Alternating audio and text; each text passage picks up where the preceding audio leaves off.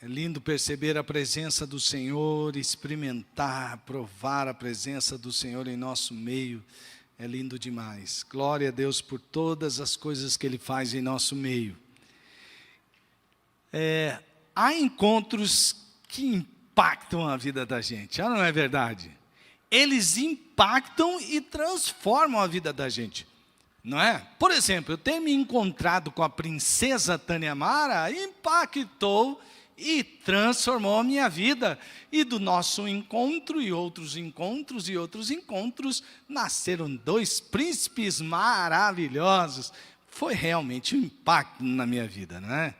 Há outros encontros que impactam a vida da gente. Às vezes é aquele professor lá que você se encontra com algum, né, que muda, te ajuda tanto a enxergar as coisas de maneira diferente. Eu me lembro sempre de um professor que se tornou meu amigo. Lá na faculdade teológica, o pastor e doutor William Frederick John Clark, ele influenciou muito a minha forma de pensar teologia, muito. Eu me lembro de um encontro também que com certeza impactou de maneira transformadora a minha vida, que foi ter um encontro com o pastor Jonathan de Oliveira, que anunciou Jesus a mim e a minha família. Toda a nossa casa foi impactada por aquela mensagem de salvação trazida através do pastor Jonathan, não é? Encontros com pessoas que são muito especiais, como o meu discipulador amado, a quem eu chamo de pai, pastor Gilson, né, que influenciou todo o meu ministério e várias áreas da minha vida. São encontros que impactam e que transformam. Isaías era um homem culto, de ascendência nobre, homem que tinha acesso à corte e ao rei, um homem, um poeta, um homem urbano e com olhos proféticos para a política da sua nação. Bom, com relação ao povo, porque eu estou falando e vou falar sobre o encontro que Isaías teve com Deus, que impactou e transformou não somente a sua vida, mas a vida de tantas outras pessoas, aliás, de toda a sua nação. Este homem, ele se encontrava no meio de um povo que era um povo rebelde, sem conhecimento de Deus, ferido, desanimado, né? O povo, uma porção de pessoas seriam desanimadas, com uma autoimagem muito baixa, uma religiosidade plástica, cheia de sacrifícios e vazia de obediência. Aquele povo era um povo injusto, né? Eram homens e mulheres injustos, com os pobres, com as viúvas, com os órfãos. Aquele país estava cheio de médiuns, cheio de adivinhos, imagens de cultura religiosa estranha. Os ricos, eles compravam, viravam grandes latifundiários, eram amantes da bebida, zombadores, escarnecedores, né? A sociedade, de uma maneira geral, principalmente os líderes, eles eram falsificadores da verdade, orgulhosos, vaidosos, injustos e subornáveis. Sempre estavam vencendo nos tribunais. Quem tinha dinheiro se safava até de alguns crimes, e outros não, porque não podiam pagar por aquelas sentenças. Esse era o perfil do povo de Israel, bastante semelhante com o perfil, a imagem de nossa nação, não é mesmo? E foi exatamente nesse momento que Isaías teve um impacto, ou sofreu um impacto transformador de um encontro com Deus. Ele sofreu um impacto transformador de um encontro com Deus. Quando você se encontra com Deus, algumas coisas são afetadas. Não é possível que você tenha um encontro com Deus e você não seja afetado em seus sentidos. Então perceba bem, quando Isaías é um homem culto de religião, na religião também. Ele é um homem que conhece as Escrituras, que tem olhos proféticos para pegar a Escritura e anunciar a Escritura de maneira contextualizada. Mas Isaías é transformado porque, ao que parece, ele tem uma teoria interessante, mas ainda não tinha tido um encontro verdadeiro com o Deus Todo-Poderoso. Então aí, agora vamos ler então os versículos 1 e 2 de Isaías 6. Você pode acessar a sua Bíblia aí em Isaías 6, ou você pode abrir a sua Bíblia. Estou vendo aqui algumas pessoas com Bíblia de papel, não são muitos, né? Mas vamos ler. Veja o que diz o texto em Isaías 6, 1 e 2. No ano em que o rei Uzias morreu, eu vi o Senhor assentado num trono e exaltado, e a aba de sua veste enchia o templo. Acima dele estavam serafins, cada um deles com 6 asas, com 2 cobriam o rosto, com 2 cobriam os pés e com 2 voavam. Veja que interessante esta visão. Bom, você pode já ter lido várias vezes esse texto, mas é diferente quando você está na presença de Deus. E você pode dizer, pastor, nós sempre não estamos na presença de Deus. Deus sempre está presente na sua vida, mas nem sempre nós estamos conectados a essa presença, de tal maneira que essa presença cause afetações transformadoras na nossa vida. Isso não é verdade? Por exemplo, hoje à tarde eu estava orando, eu li várias vezes esse texto, eu me preparei, né?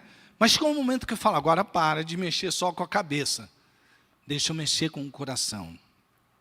Comecei a buscar ao Senhor e muitas coisas me vinham à mente, tem que fazer isso, tem que fazer aquela obrigação, tem que fazer isso, será que aquela parte do sermão está boa, será? E aí eu comecei a cantar um cântico, que falava santo, santo, santo é o Senhor, era um cântico do Trazendo a Arca, e eu comecei a me envolver naquele cântico, e a princesa Tanemara estava lá, na sala ela também começou a se envolver com isso, e de repente um ambiente de adoração mais forte foi ali, Deus foi se movendo, o ambiente da casa foi ficando diferente, e nós pudemos juntos cantar e adorar o Senhor na presença do Rei dos Reis. É diferente. Então, eu queria convidar você agora a fechar os seus olhos. Feche os seus olhos. E diga que você agora quer ter uma experiência com Deus. Eu sei como é a sua mente, eu sei como é o seu pensamento. Fica provocando fugas. Mas agora, feche os seus olhos e fala, Deus, eu quero ter uma experiência com este texto. Uma experiência transformadora. Uma experiência que me impacte, me transforme. Peça isso de todo o coração. E agora, de olhos fechados, eu vou ler o texto e você vai tentar imaginar essa cena. No ano em que morreu o rei Uzias, eu vi o Senhor assentado num trono alto e exaltado, e a aba de sua veste enchia o templo. Acima dele estavam serafins, cada um deles tinha 6 asas, com 2 cobriam o rosto, e com 2 cobriam os pés, e com 2 voavam. Senhor, faz com que esse texto, Pai, penetre nos nossos corações. E que a nossa visão neste momento seja alterada para a glória do Teu nome, para a edificação da igreja e para que nós cumpramos a missão para a qual o Senhor nos chamou. Em nome de Jesus. Amém. Amém. Amém. Gente, veja, perceba, queira, deseje ter uma experiência com esse texto da palavra de Deus. A primeira afetação nos sentidos de Isaías está na sua visão. O Senhor soberano. O que ele enxerga? O Senhor soberano. O que significa Senhor soberano? Essa palavra significa chefe dos chefes. Como ela é colocada aqui, está mostrando que não há ninguém que esteja acima dele.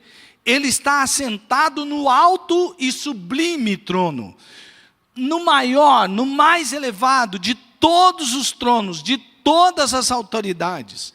Ele domina sobre todas as coisas com majestade. Ele é o Deus Altíssimo. Aleluia, glória a Deus. Esse é o nosso Deus. Esse é o nosso Deus. Isaías, ele tinha conceitos sobre Deus, mas quando ele viu o Senhor, isso passou a ter outro significado. Marcou, mudou a sua vida, definitivamente. Quando você está na presença do rei, face a face com o rei, fatos transformadores acontecem. Hoje nós temos a graça de Jesus em nós, conosco. Nós somos alcançados por essa graça.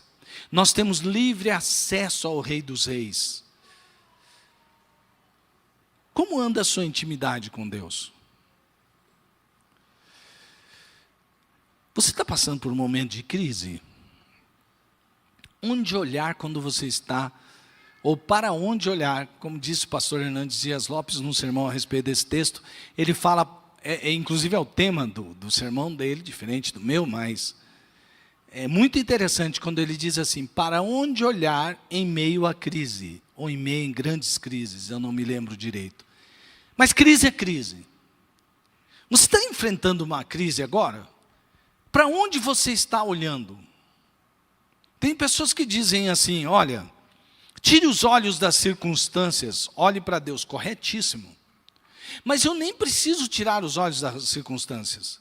Eu não preciso me enganar. Você pode dizer, mas pastor, os tempos são difíceis. Eu concordo com você. Se tem tempos difíceis, são esses que nós estamos vivendo. E quanto mais o tempo se aproxima, mais tempos difíceis eles são, não é verdade? Você pode dizer, pastor, são tempos difíceis, olha essa pandemia, olha a crise na economia, olha a crise moral, olha a crise política, olha a crise na justiça. Em tantos lugares, por onde você olha, existem crises, ok? Mas eu posso olhar para as crises, mas eu tenho de dizer a elas, crises, vocês não definem quem eu sou, crises, vocês não definem o que farei. Sabe por quê? Acima de vocês, eu estou olhando para cima, e eu estou olhando para Deus, que não perdeu o controle da história. Ei, você acha que Deus não sabia que haveria uma pandemia? Que de repente Deus foi tomado de surpresa? Deus falou assim, como veio essa... Você acha que é assim? Claro que não. Deus já sabia de tudo isso. Você acha que Deus não sabia o que iria acontecer com você? Você acha que Deus não sabe o que está acontecendo com você? Você acha? Deus sabe de todas as coisas. E Ele tem poder sobre tudo e sobre todos. A primeira afetação na vida de Isaías foi sobre a sua visão de Deus. E o desafio de Deus para você hoje é: olhe para cima, olhe para cima, olhe para o Senhor soberano, olhe para o seu trono, olhe para aquele que domina sobre todas as coisas com majestade, olhe para o Deus Altíssimo, confie nisso e viva a sua vida sobre esse olhar, em nome de Jesus. Então a visão de Isaías foi afetada quando ele enxergou a Deus. Um dia desses eu estava em um consultório do oftalmologista da minha mãe, e tinha lá uma figura, aliás era uma escultura assim, né? Só que aparecia só os olhos, um monte de conexões ligando ao cérebro. E eu olhei para aquela escultura, eu sou curioso, né? Eu falei: o que isso quer dizer? Bom, e aí ele disse: isso quer dizer que a gente não enxerga só com isso que você chama de olho. Os olhos são só uma câmera. Quem enxerga mesmo é o seu cérebro. Por isso que muitas vezes em culturas diferentes, as pessoas veem coisas de maneira diferente. Mas isso é até fisiológico. Você tem olhado para Deus sobre que lente? Qual é a interpretação que você tem feito a respeito da visão que você tem de Deus? Como você enxerga Deus, definirá como você vive a sua vida, em quem você confia, a quem você se entrega. A segunda afetação são os ouvidos. Primeiro a sua visão e depois seus ouvidos. Vamos ler o texto que se encontra lá em Isaías, no capítulo 6, versículos, vou abrir aqui na versão que está aqui, para acompanhar aqui também. Agora, versículos 3 e 4. Versículos 3 e 4. E proclamavam uns aos outros: Santo, Santo é o Senhor dos exércitos, a terra inteira está cheia da sua glória. Ao som de suas vozes, os batentes das portas tremeram, e o templo ficou cheio de fumaça. Ei, olha só o que está acontecendo aqui. Há uma coisa muito interessante. Amós, ele é contemporâneo a Isaías. E ele tem uma língua mais pesada que Isaías. Isaías é um homem culto, fala de maneira polida, né? Apesar de ser bastante direto também. Mas o Amós não. E sabe o que ele fala sobre o som do culto que o povo de Deus estava prestando ao Senhor? Sabe o que ele fala? Como chega aos ouvidos de Deus? Amós diz assim, eu vou interpretar, tem todo um texto e contexto, mas Amós diz assim: o som do culto de vocês é um barulho no ouvido de Deus. Ele detesta os seus cultos e suas festas solenes. Gilgal, que é o lugar onde vocês se encontram para adorar a Deus, é um lugar que Deus não quer nem mais saber, porque Ele detesta, Ele odeia, Ele sente náuseas quando Ele ouve esse culto que vocês prestam a Deus. Quando Isaías ele está diante do trono, é claro, ele compara o som do culto no céu com o som do culto da terra. E já a sua audição também é afetada, porque ele percebe os serafins, que são seres puros, de lábios puros, de vida pura, ele começa a perceber que a exaltação, a adoração que há nos céus, impacta a audição de Isaías. E aí então ele começa a se sentir impuro. Ele começa a sentir a diferença que há entre o culto da terra e o culto celestial. A audição de Isaías está sendo afetada de uma vez para sempre. Ele está percebendo a diferença de um culto de lábios impuros e de um culto de lábios puros que adoram o Senhor em espírito e em verdade. Meus amados irmãos, se você estivesse lá no lugar de Isaías, e você ouvisse todo aquele louvor puro, lindo, maravilhoso, e você pudesse comparar, deixa eu perguntar uma coisa para você, como está sendo o som que Deus está ouvindo da adoração que você está prestando a Ele? Não estou perguntando se você curte mais Fernandinho, ou Aline Barros, ou Israel Salazar, ou seja lá, o músico que você mais curte, ou a letra que você esteja cantando. Eu estou te perguntando para você, e o Senhor está perguntando para você, a sua vida está cantando que canção a Deus? Como que ele tem ouvido o som? O som parecido com os serafins, ou o som parecido com o culto de Israel daquela época? Esta mensagem de hoje é uma mensagem confrontadora. Se prepare que só está começando. Não é uma mensagem politicamente correta. É uma palavra que o Senhor tem trazido à sua igreja, para que a igreja seja impactada pela santidade de Deus. E esse impacto produz em nós arrependimento de pecados, para que nós sejamos desafiados a viver uma vida santa e pura. Isaías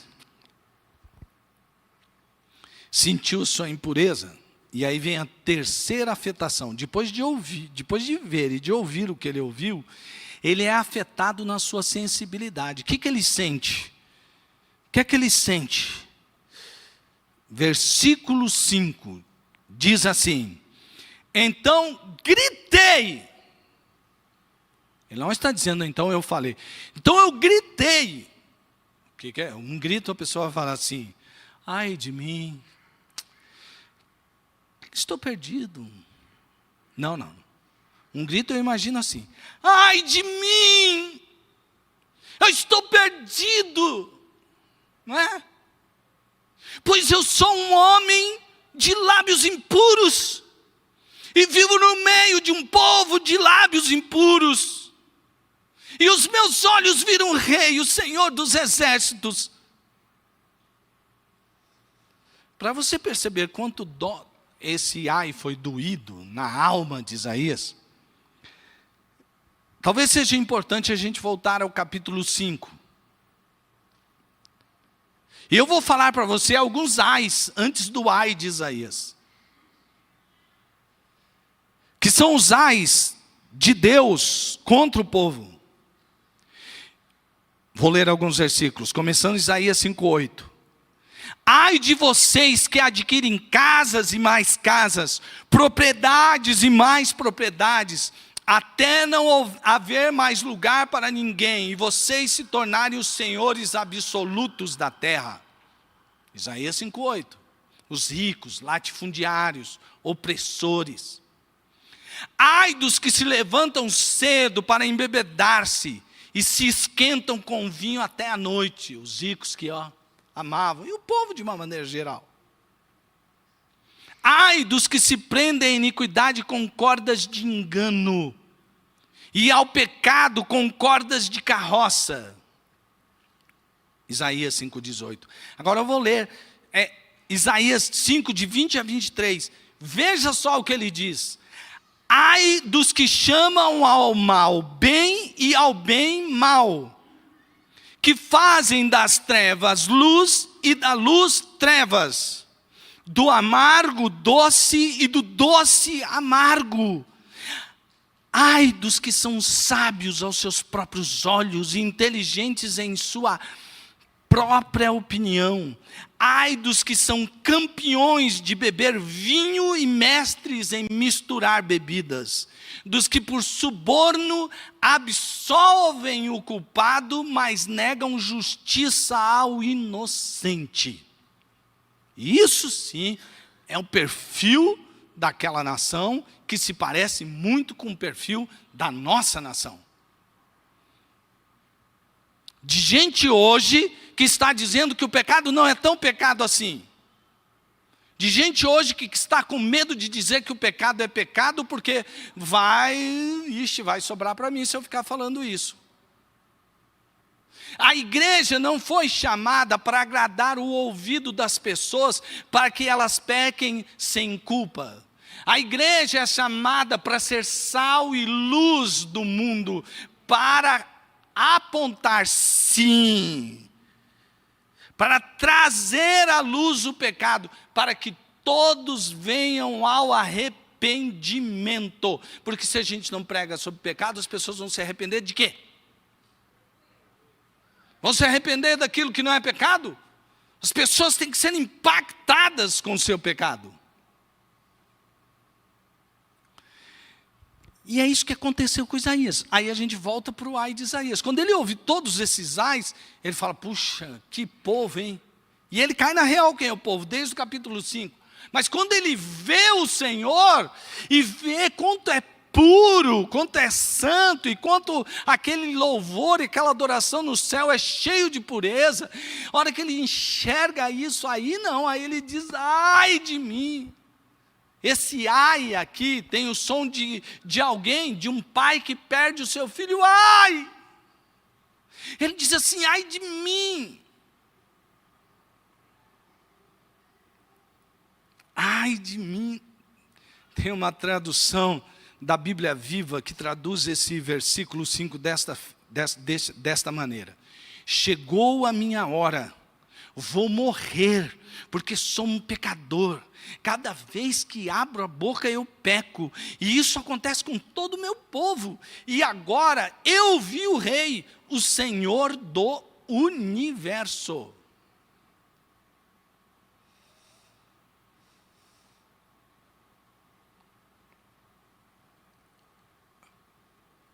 Quanto tem sido a sua consciência sobre o pecado?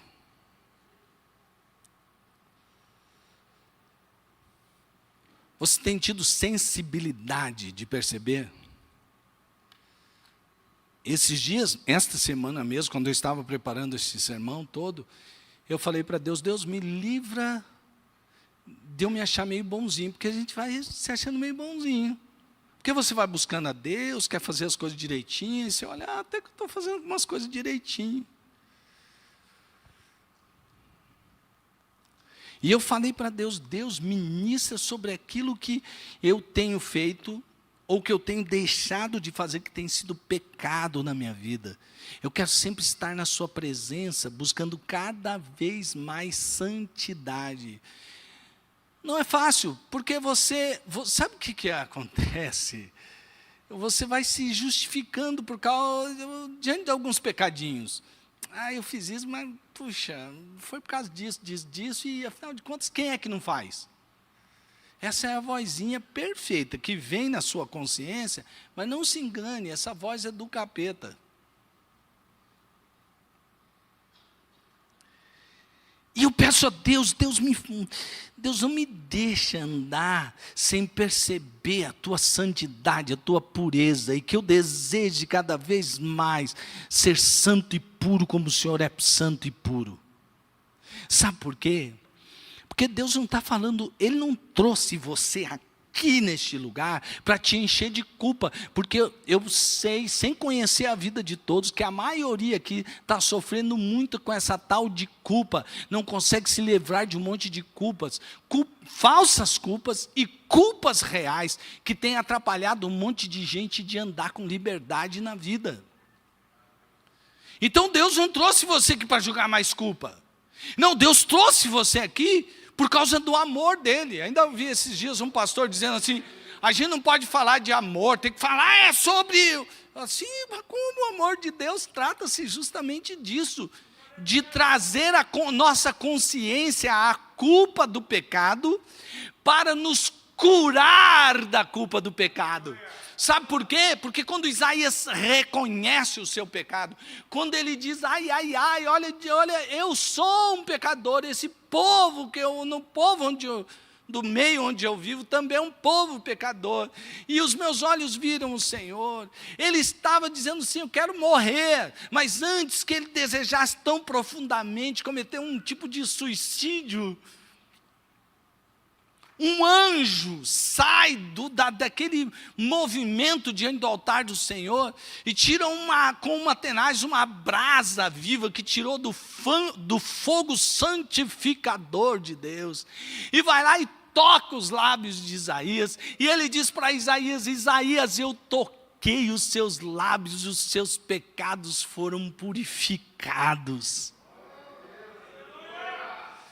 E agora você pode se sentir livre, você pode se sentir purificado. A gente não se sente purificado quando a gente ameniza o pecado. Quando a gente começa a dizer o que tem isso, o que tem aquilo. Ou quando vai aí uma estrela, ou um artista, ou alguém que quer ser artista, num programa qualquer, e diz que Deus ama todos do jeito que estão. Sim, é claro que é verdade, mas Deus aceita todos do jeito que estão, sim. Mas não os deixa do jeito que estão, porque se nós olharmos uma pessoa que vem a Deus, ela tem que abandonar a vida dela, que entregue ao mundo, para nascer de novo em uma nova vida com Cristo. Nós que fomos predestinados à salvação em Cristo Jesus, também fomos predestinados a vivermos uma vida santa, pura e justa diante de Deus. E não devemos ficar mexendo e remexendo nesse lixo que é este mundo. Esse mundo é um lixo, gente. E tudo que há no mundo é lixo. Você não precisa ficar mexendo no lixo para tentar achar alguma coisa, não. Porque tudo que o mundo traz é para destruir você. É para acabar com você. Mas quando você vai na presença de Deus, você encontra a vida. E vida plena. E vida satisfatória. Porque a vontade de Deus, ela é boa. Ela é perfeita. Ela é agradável. Senão não tem diferença nenhuma, né? Tanto faz quanto tanto fez. A brasa do altar de Deus tocou e mudou. Quando isso acontece, quando Isaías é afetado na sua visão, quando ele é afetado na sua audição, na sua sensibilidade, e tem o toque de Deus que toca os seus lábios e que purifica a sua vida, ele então é convocado para uma missão. Olha só o plano de Deus, como é lindo, maravilhoso. Logo depois do serafim, porque foi um dos serafins que voou até ele e o tocou, e diz que estava removido o pecado, estava perdoado. Então ele ouviu a voz do Senhor. Versículo 8. Então eu ouvi a voz do Senhor conclamando: quem enviarei eu? Quem irá por nós? Então ouvi a voz do Senhor conclamando: a quem enviarei? Quem irá por nós? E é justamente nesse momento que eu percebo que a grande afetação, depois de ter passado pela visão, pela audição, pela sensibilidade, por aquela purificação. A última afetação é na disposição. Quando Isaías passa por todo aquele processo de Deus diante daquela visão do seu trono, ele está pronto para a missão. Mesmo sem promessa imediata, de sucesso imediato, ele está pronto para a missão sem perder a esperança. Sabe por quê? Depois de ter visto ao Senhor, depois de ter ouvido tudo que ele ouviu, depois de ter sentido tudo que ele sentiu, ele só não teve uma missão porque alguém falou para ele a respeito de uma missão e o convenceu de que aquela era a missão. Não, não. Depois de ter estado na presença de Deus, a missão sequestrou Isaías. A missão, ela sequestra, ela envia, ela fortalece, ela amplia, ela satisfaz. Eu vou repetir para você. A missão sequestra, envia, fortalece, amplia, satisfaz. Agora não é mais Isaías que tem uma visão do que ele tem a fazer. Não é ele que contém a visão. Agora é a visão que o tem. Não é mais a missão que ele descobriu, mas é a missão que o sequestrou e agora ele quer fazer a vontade de Deus. Se o Isaías que estava há pouco tempo atrás querendo morrer, agora diz, não, eu quero viver, eu quero fazer o que Deus mandou eu fazer. A missão motiva. A missão ajusta prioridades. Eu estava ouvindo o testemunho, assiste, Jesus Cup, você escreve Jesus Cup, aí escreve Pastor Abe, A-B-E, já vai aparecer lá. Que é uma entrevista do Douglas Gonçalves com o Pastor Abe. E ele estava contando um pouco como que é a história da sua família. O pai dele ouve a voz de Deus, ele fica sendo incomodado lá dos Estados Unidos, que ele tem que pregar o evangelho para outros povos que nunca ouviram. Só que a igreja dele é uma igreja que tem uma teologia que diz assim, Deus é soberano, se ele quer salvar as pessoas lá do além-mar, é ele que vai, ele vai providenciar um jeito. O nosso aqui é a gente cumprir a vontade de Deus aqui. Mas o pai dele insistia de que Deus estava falando com ele. E ele ia para a liderança e a liderança repetia as mesmas coisas. E ele, na submissão à sua liderança, ficava. Mas um dia ele estava no seu trator, ele era dono de muitas terras, era um homem próspero nos Estados Unidos. Ele estava ali em cima do seu trator e Deus pergunta para ele, e aí, você está feliz? Ele falou, claro, Senhor, estou muito feliz com o Senhor. Aí ele olhou a terra dele, quanta terra, quanta prosperidade. Ele falou, sim, você está feliz comigo. Agora, o que nós, Deus falando com ele, o que nós faremos por aquelas pessoas que não tiveram oportunidade de ouvir sobre Jesus? E quando ele ouve essa voz, ele volta para a sua liderança, e a sua liderança, olha, nós autorizamos você, pode ir para onde você quiser ir. Mas saiba de uma coisa, você não vai receber apoio financeiro. Ele não precisava mesmo. Ele disse, não se preocupe com isso, fica tranquilo, eu vou às minhas custas mesmo. E aí ele saiu, ele vendeu muitas terras que ele tinha nos Estados Unidos, e ele fez aplicações financeiras nos Estados Unidos. E aí então ele motivado por aquele chamado de Deus, ele deixa sua nação. Ele não sabia falar uma palavra em português, conta o pastor Abe. O seu pai não sabia. A primeira palavra que ele aprendeu foi quando alguém disse, olha, saída, ele viu em cima escrito assim, no avião, exit. E aí embaixo estava escrito saída, ele perguntou, aí alguém explicou, não, isso aqui é saída, é para onde você vai. Aí ele falou, foi a primeira palavra que ele usa. E depois ele estudou inglês em Campinas, para pregar o evangelho, e quando ele foi para Mato Grosso, comprar uma fazenda para plantar café, e ali continuar tirando um pouco do seu sustento, e anunciar Jesus em Mato Grosso, ele descobriu, foi ver as contas dos Estados Unidos, e naquela época os Estados Unidos passou a ser a maior potência econômica de todas as nações, teve um grande boom econômico nos Estados Unidos, e ele se tornou multimilionário. E ele ocupava tudo que ele tinha para anunciar Jesus, porque ele acreditava. E é lindo ver o Abe falando sobre seu pai. Meu pai era apaixonado por evangelizar. Aonde ele ia, ele estava evangelizando. Aonde ele ia, ele falava que tem alguém que precisa falar de Jesus, ouvir de Jesus, e ele falava de Jesus.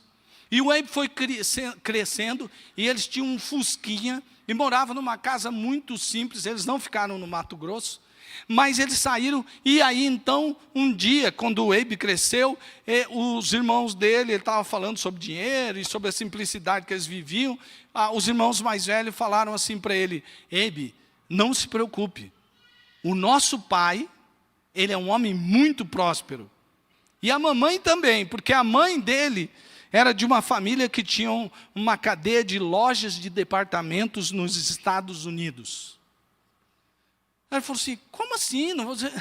Vocês estão brincando. A gente tem um fusquinha, mora nessa casa, vive do jeito que a gente vive. Ele disse: nunca faltou nada. Mas como assim? Ele foi perguntar para os pais dele. E aí os pais dele disseram, sim, os seus irmãos disseram a verdade. Papai é multimilionário e eu estou usando todos os recursos que nós temos para evangelizar aqui no Brasil. Nós temos essa vida simples, ela nos basta. Você tem uma ideia como a missão ela motiva e ajusta prioridades, ela desenvolve potencial. Que o Abe estava contando sobre a integridade de seu pai, que ele falou que quando eles viajavam, iam 3 pessoas na frente no Fusca, né, não era obrigatório usar cinto de segurança, e 4 atrás. E aí o Douglas Gonçalves até pergunta para ele: o seu Fusquinha era de 7 lugares? Eu disse sim, era de 7 lugares. Ele falava que o pai dele era tão conectado a dar bom testemunho, não somente falar com a boca, mas pregar o evangelho com a sua vida, que ele passou no posto, e ele falou que o pai dele era meio esquecido, e ele saía, e ele perguntava para a mãe: escuta, eu paguei o posto? Porque ele era muito esquecido. Eu saí de lá, eu paguei. E a mulher dele: não, pagou sim, eu lembro, eu vi ele ir embora. Agora, se a mulher dele dissesse assim: não, eu estava no banheiro, eu não vi se você pagou, não. Ele voltava. Ele falou que o Abe cansou de ver, eles já tinham andado 30 minutos na estrada. E ele voltava todos os 30, quer dizer, ele perdia 1 hora de viagem. E algumas vezes ele chegava, a pessoa perguntava, ele perguntava: e aí, eu paguei? O que você está fazendo aqui de novo? Claro que você pagou, você veio aqui, pagou e foi embora. Quando alguém tem um impacto do encontro com Deus, ele é motivado, suas prioridades são outras, ele desenvolve todo o seu potencial, ele vive o presente com poder. Olhe para Deus, ouça Deus, sinta o toque de Deus.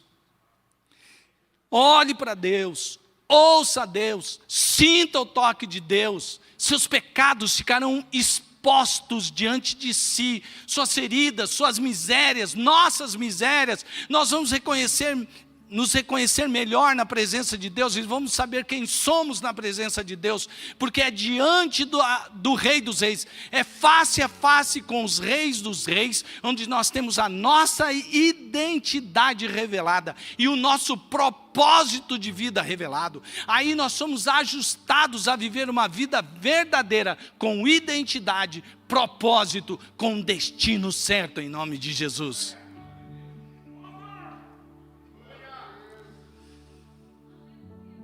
O toque de Deus nos restaurará, nos curará, perdoará nossos pecados e tirará nossas culpas. Sua identidade e missão será firmada por Ele, e a esperança será renovada.